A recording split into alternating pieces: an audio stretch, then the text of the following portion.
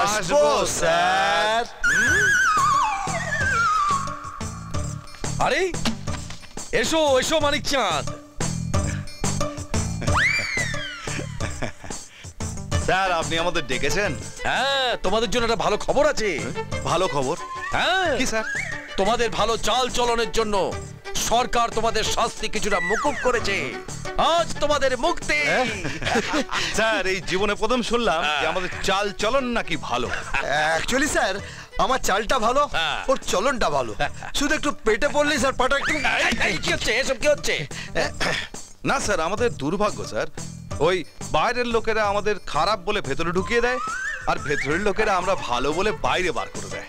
না না, যদি এমন হয় তোমাদের বাইরের চাল চলনটা সুন্দর হয়, তাহলে ভেতরে কেন ঢোকাবে? তোমরা আজ থেকে নিজেদের বদলে ফেলো। হ্যাঁ স্যার, এক্ষুনি বদলাচ্ছি স্যার। আমি নিজেদের বদলানো মানে পোশাক বদলাতে বলছি না, আমি বলছি তোমাদের চরিত্রটা বদলে ফেলো।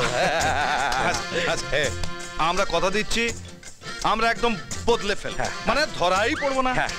এই কি বলছে? ও বলতে চাইছে মানে হাত এমন ভাবে মারবো যে আমাদেরও কষ্ট হবে না আর পুলিশেরও কষ্ট হবে না। হ্যাঁ হ্যাঁ, এটাই তো, মানে আমি এটাই আশা করেছিলাম তোমাদের কাছে। স্যার মানে আমরাও কিন্তু আপনার কাছে কিছু আশা করি। হ্যাঁ ধরুন এটা শেষ আশা। কি আশা?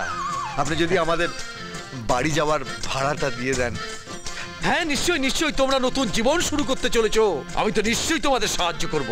তা আমি বলছিলাম তোমাদের বাড়িটা কোথায়, যাওয়ার ভাড়া কত? স্যার আমার বাড়ি সিঙ্গাপুর 4000, আর আমার বাড়ি হংকং 5000।